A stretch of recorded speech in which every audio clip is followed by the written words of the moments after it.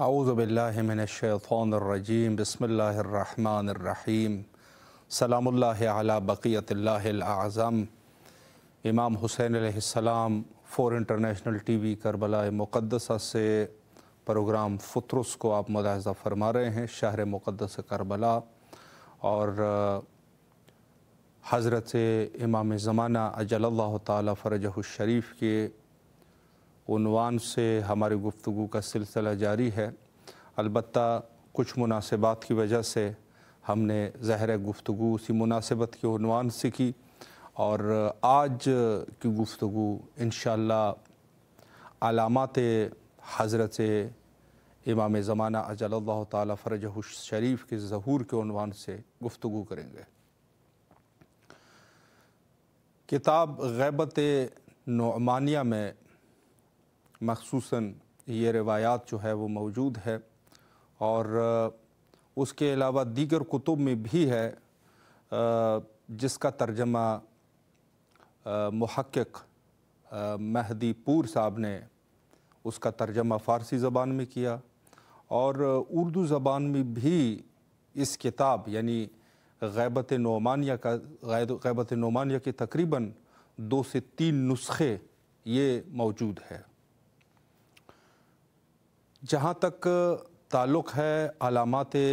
ظہور حضرت امام زمانہ اجل اللہ تعالی فرجہ الشریف کی، تو دیکھیں ہمارے پاس جو علامات ہے، ایک علامات جو ہے وہ علامات حتمیہ ہے، یعنی وہ علامات جو حتمی واقعہ ہوں گے، اور وہ 5 سے 6 ہے، جس کے بارے میں ہم پہلے بھی گفتگو کر چکے تھے۔ اور ایک علامات جو ہے وہ غیر حتمی ہے، یعنی وہ علامات جو کہ ہو سکتا ہے کہ واقعہ بھی نہ ہو، روایات کی ضعف موجود ہے، روایات میں مشکلات موجود ہے۔ علماء نے بہت ساری بحث کی ہے اس عنوان سے، اور اس میں سے بہت سارے روایات کو یہ بھی کہا گیا کہ بنو عباس کے دور میں یہ بہت سارے روایات جو ہے وہ جعل کی گئی تھی، یعنی کچھ ایسے روایات تھے کہ بنو عباس نے اپنے حکومتی مصالح کے لیے ان روایات کو جعل کر دیا۔ اب وہ جعل ہو گئے، اور ظاہر ہے کہ جیسے کتاب شریف بہار ہے یا دوسرے کتب میں علماء شیعہ، تو حتیٰ ہمارے کتب میں بھی وہ روایات داخل ہو گئے اور بکثرت موجود ہے۔ بعض علماء نے یہ فرمایا، لیکن ان روایات کو یہ بھی نہیں کہا جا سکتا کہ یہ حتمی گھڑی ہوئی روایات ہے، یہ بھی نہیں کہا جا سکتا، بلکہ یہ ہے کہ اس میں شبہے کا خدشہ ہے۔ لیکن جو غیر حتمی علامات ہے، ظاہر ہے کہ وہ علماء نے فرمایا کہ یہ روایات جو ہے وہ حتمی علامات ہے، جو 4 سے 5 یا 6 علامات ہے اس قسم کے، جس میں سے سفیانی کا خروج ہے مثلا، یا زمین کا دھس جانا، جو سفیانی کا لشکر ہوگا مکہ کے نزدیک، حجاز کے نزدیک، یہ لوگ زمین میں دھس جائیں گے۔ اس قسم کے روایات جو ہے وہ ان کو علامات حاتمیہ حضرت امام زمانہ اجل اللہ تعالی فرجہ الشریف میں درج کر چکے ہیں۔ لیکن جہاں تک تعلق ہے علامات غیر حتمیہ کے، علامات غیر حتمیہ کی تعداد جو ہے وہ بہت زیادہ ہے، حد انتہا تعداد ہے۔ کتاب شریف بہار میں آپ دیکھیں گے، مکیال المکارم میں آپ جا کے ملاحظہ کریں گے، یا دوسری جو کتب ہے، اکمال الدین ہے یا الغیبہ ہے شیخ طوسی کی، یا غیبت نعمانیہ ہے۔ البتہ غیبت نعمانیہ کے جو علامات ذکر کرتے ہیں، کہتے ہیں کہ خود اس کتاب کو تحقیق کے ساتھ، یعنی محکم تحقیق کے ساتھ اس کتاب کو یہ کتاب تحریر ہوئی ہے، تو لہٰذا بہت سارے علماء کا یہ کہنا ہے کہ اس میں جو یہ چیزیں ہیں وہ ظاہر ہے کہ نچوڑ کے اور اس پہ تحقیق کر کے ان چیزوں کو لکھا گیا ہے، جس میں سے ایک تذکرہ آتا ہے، ایک تذکرہ جو ہے کہ آخر الزمان میں، اب میں یہ غیر حتمی علامات آپ کی خدمت میں بیان کر رہا ہوں، اس میں یہ نہیں ہے کہ میں کوئی پیشن گوئی کر رہا ہوں کہ یہ عصر جو ہے وہ ظہور کے بالکل نزدیک ہم پہنچ چکے ہیں۔ البتہ یہ ضرور ہے کہ ائمہ اطہار علیہ السلام کے دور سے پتہ نہیں کہ اس جملے میں کیا راز ہے کہ فرمایا کہ جب بھی پوچھا جاتا تھا کہ امام مہدی اجل اللہ تعالی فرجہ الشریف کب ظہور کریں گے، تو حضرات معصومین علیہ السلام یہی فرمایا کرتے تھے کہ عصر ظہور نزدیک ہے، عصر ظہور نزدیک ہے۔ اور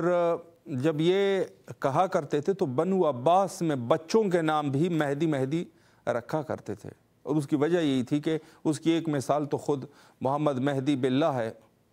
جو عباسی حکمران ہے۔ یعنی ان لوگوں کی یہی تھی کہ یہ کہتے تھے کہ وہ لوگ اس دھوکے میں پڑ جائے کہ وہ جو مہدی تھا وہ آ چکا ہے، جو کہ البتہ وہ چیزیں نہیں ہوتی تھی۔ معصومین علیہ السلام البتہ اسی زمانے میں ہی لوگوں کو صحیح رہنمائی فرمایا کرتے تھے، اور وہ کہتے تھے کہ مثلا خود رسول اللہ نے جو فرمایا تھا کہ وہ میرے اولاد میں سے ہے، المہدی من ولدی و ولد فاطمہ سلام اللہ علیہما، تو یہ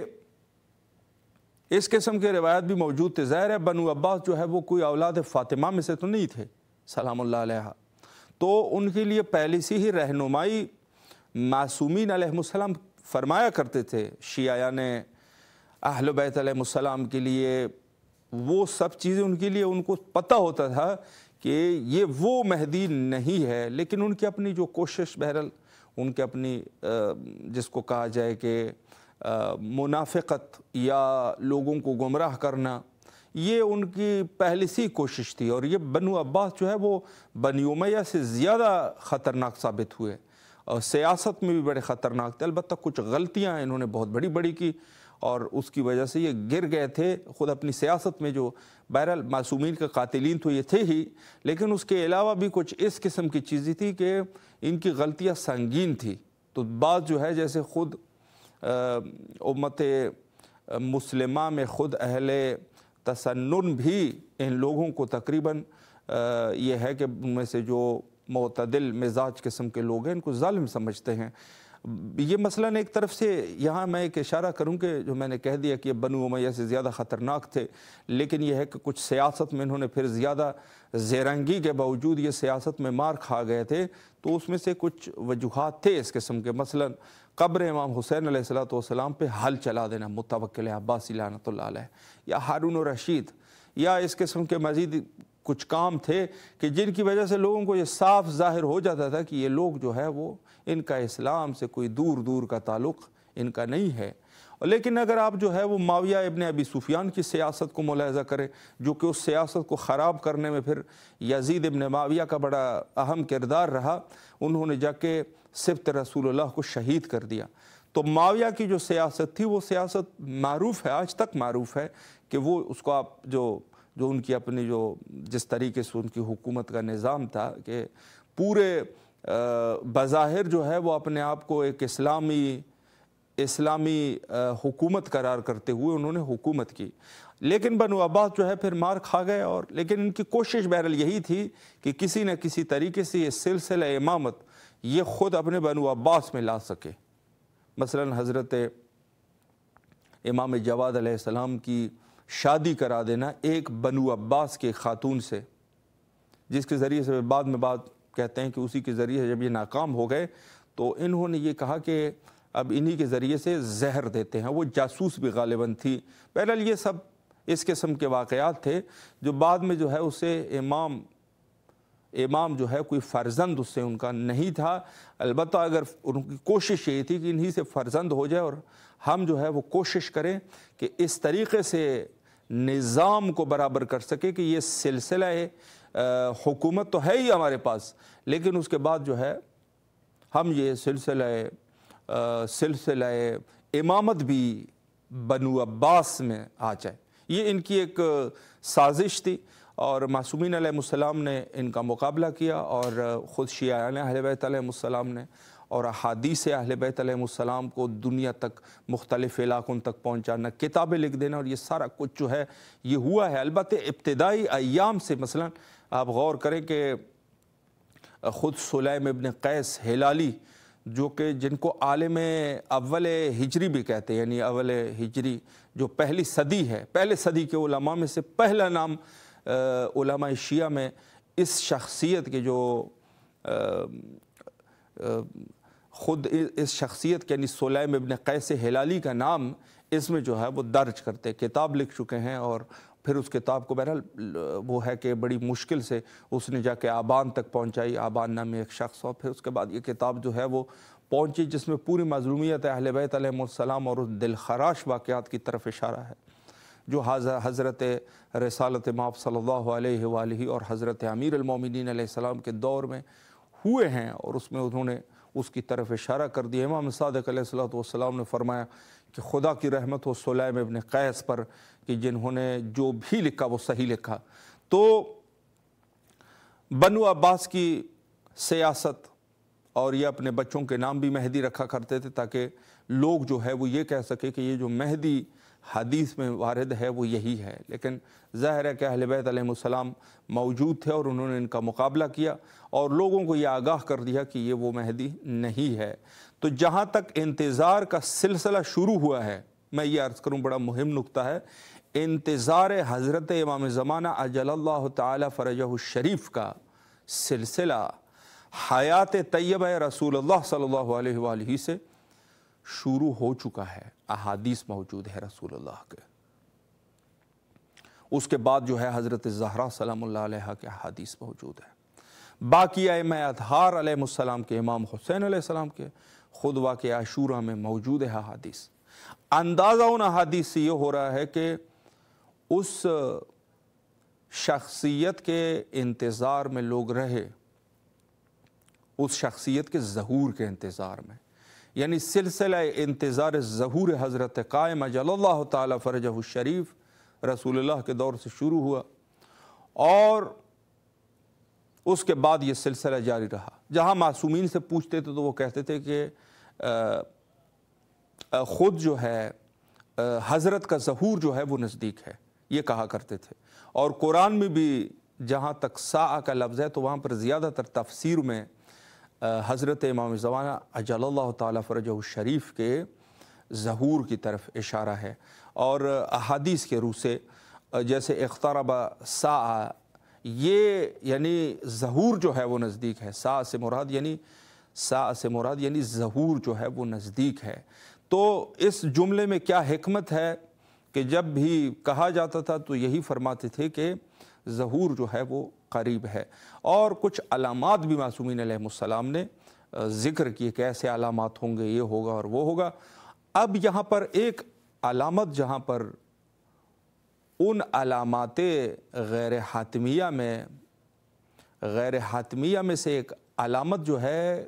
وہ یہ ہے کہ جو غیبت نعمانیہ میں جو روایات موجود ہے، فرماتے ہیں کہ زلزلے اس دور میں زیادہ ہو جائیں گے۔ اب یہ جو زلزلے کی بات ہے، کہتے ہیں زلزلے زیادہ ہو جائیں گے اس دور میں، میں آتا ہوں اس عنوان سے بھی، لیکن کلی زلزلے کے بارے میں جو حضرت کے یعنی سفیانی کے خروج اور دجال، ان واقعات سے پہلے زلزلوں کا سلسلہ شروع ہو جائے گا۔ رسول اللہ صلی اللہ علیہ وآلہ نے بھی اس 10 علامات میں سے جو حضرت کے ظہور کے لیے انہوں نے ذکر کیے ہیں، اس میں بھی یہ لفظ جو ہے وہ استعمال ہوا ہے۔ حضرت امیر المومنین علیہ السلام کے پیشنگوئی میں بھی یہ چیز موجود ہے، فرامین میں، اور دیگر ائمہ کے اس میں بھی اس کی طرف اشارہ ہے کہ اس دور میں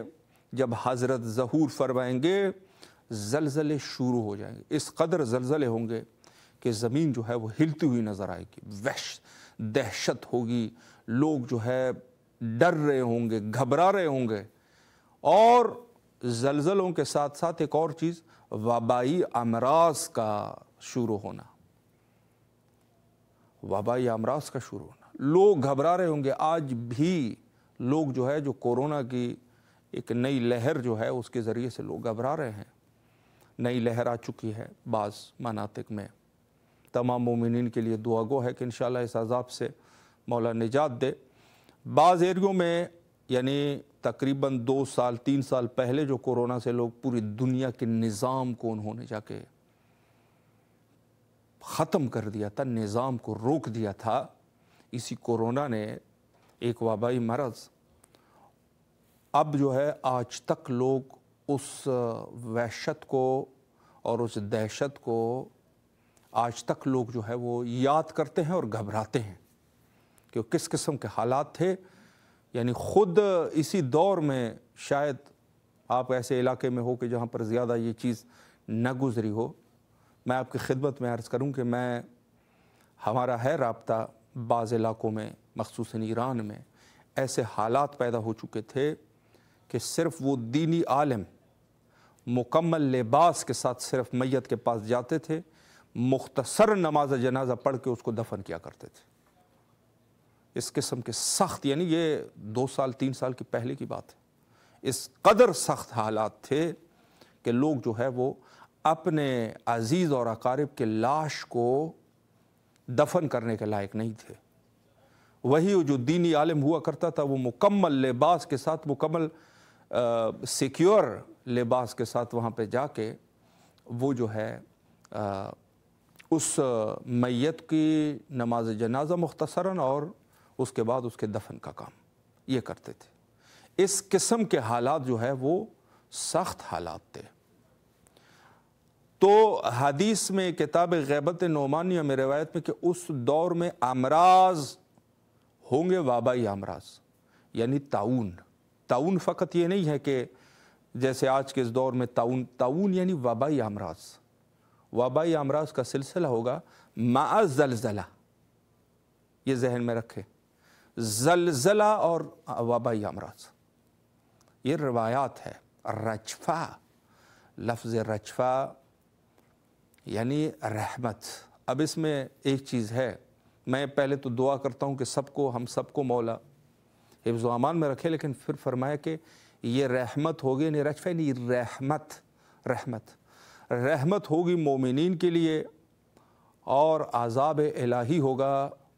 منکرین کے لیے. یہ امراض اور زلزلے. اور حدیث میں جو عجیب لفظ استعمال ہوا ہے, کہتا ہے کہ زلزلہ سیریا سے شروع ہو جائے گا. سیریا, شام, آج کے اس دور میں جو سیریا ہے, شام, دمشق, اس سے جو ہے وہ زلزلہ شروع ہو جائے گا. حدیث کا ہے, اور انشاءاللہ میں کبھی وہ اگر ہو کر سکوں تو یہ روایت آپ کے لیے مکمل بھی پڑھ لوں. کوشش میں کروں گا کہ کہیں پڑھ لوں اس روایت کو آپ کے لیے. بڑی عجیب روایت ہے, بہت طولانی روایت ہے, اور اس کے وہ عربی متون کے ساتھ انشاءاللہ میں پڑھنے کی کوشش کروں گا. اور انشاءاللہ یہ چونکہ ضروری ہے کہ انسان اس میں غور و فکر کرے. یعنی مومنین کے لیے رحمت ہوگی اور منکرین کے لیے یہ عذاب الہی, خدا کا عذاب ہوگا. اب میں یہ نہیں کہتا کہ یہ جو حالیہ میں زلزلہ سیریا میں ہوا ہے یا ٹرکی میں ہوا ہے یہ حتماً اسی کی طرف ہے, میں یہ نہیں کہتا. روایات اس قسم کے موجود ہیں. عرض کلام یہ ہے, یہ علامات غیر حتمیہ میں سے ہے, ان کے بعد جو ہے وہ فوراً روایات یہی ہے کہ جب یہ سلسلہ شروع ہو جائے گا زلزلوں کا, اور اس میں صدہا نفر, یعنی اس میں سے جو ہے لاکھوں لوگ, صدہا ہزار لوگ, یعنی لاکھوں لوگ اس میں جو ہے وہ فوت ہو جائیں گے. ایک اشارہ, یہ بڑا ہی عجیب و غریب کہ اس میں روایت میں باقاعدہ کتاب غیبت نعمانیہ میں یہ روایت جو ہے وہ موجود ہے. طولانی روایت ہے, انشاءاللہ کبھی پڑھنے کی میں کوشش کروں گا کسی موقع پر اس پوری روایت کو آپ کی خدمت میں, چونکہ اس میں جو معنی ہے وہ تھوڑے سے دقیق ہے عربی اعتبار سے, تو میں انشاءاللہ کوشش کروں کہ اس کو شرح دے سکوں. بڑی مہم روایت ہے. یعنی خود وبائی امراض کا شروع ہو جانا اور ساتھ میں زلزلہ, اور اس میں بہت سارے لوگ مر جائیں گے. کورونا میں کتنے لوگ مرے تھے, کتنے لاکھ لوگ مرے تھے. ابھی جو حالیہ جو زلزلہ ہوا ہے اس میں جیسے دوسرے علاقوں میں بھی خدشے ظاہر کیے جا رہے ہیں, یعنی تقریباً 20,000 لوگ, یہ کچھ چھوٹی بات نہیں ہے. ایک دن میں ابھی تک جن کی لاشیں ملی ہے, عرض کروں آپ کی خدمت میں 20,000 لوگ ایک دن میں فوت ہو گئے. کیا حالت ہے وہاں پہ، مخصوصاً ترکیہ میں آپ غور کریں، چونکہ یہ دو ملک آپس میں نزدیک ہے، بڑے نزدیک ممالک ہے، دونوں میں نزدیک ہے، اور کئی ہزار لوگ جو ہے وہ سوریہ میں اس میں ہلاک ہو گئے،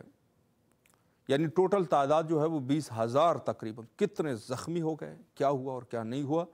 پوری دنیا جو ہے اس کو خوف زدہ کر دیا ایک دفعہ اس زلزلے نے۔ 7.8 کے اعتبار سے یہ زلزلہ تھا، کوئی چھوٹی بات نہیں ہے۔ کربلا مقدسہ میں بھی یہاں پر ہم نے کچھ جھٹکے زلزلے کے محسوس کیے، لیکن ظاہر ہے کہ یہاں پر کچھ زیادہ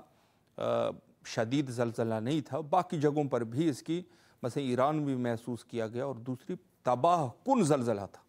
یہ سلسلہ، یعنی خود لفظ شام کا، کہ شام سے یہ سلسلہ شروع ہوگا، تو واقعاً پہلی دفعہ جو آئے ہیں تو اسی منطقے میں یہ زلزلے کا سلسلہ ہوا۔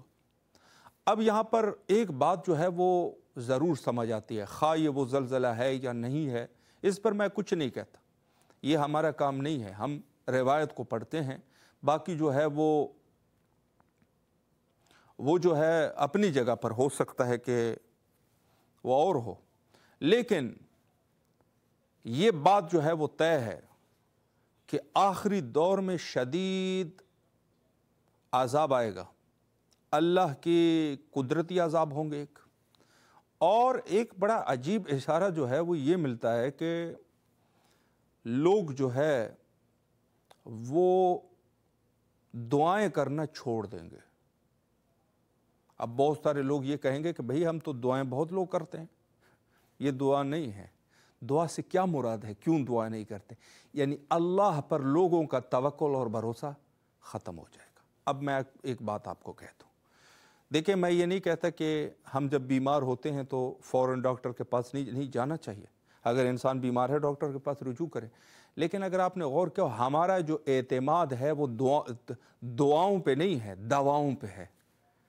دوا کو ہم زیادہ جو ہے وہ دعا سے زیادہ دوا پر اعتماد رکھتے ہیں۔ یعنی اگر آپ غور کریں تو کم و بیش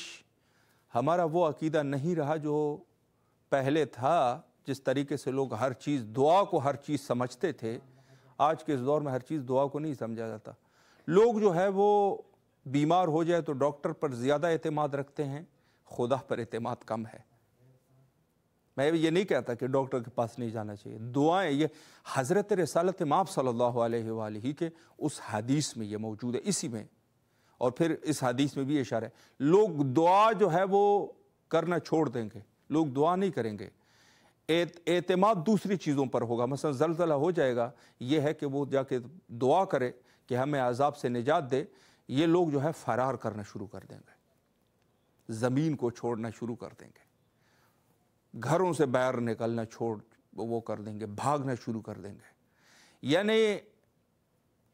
حتی موت سے بھاگیں گے، دعا نہیں کریں گے، حتی دعا جو ہے وہ نہیں کریں گے، اور یہ جو ہے موت سے بھاگیں گے۔ وقت جو ہے وہ ہمارا ختم ہو چکا ہے، انشاءاللہ اسی موضوع پر کل بھی آپ کے حاضر خدمت رہیں گے۔ حجت خدا کے ظہور کے لیے کثرت سے دعا کیا کیجئے۔ اللہم عجل لولیک الفرج۔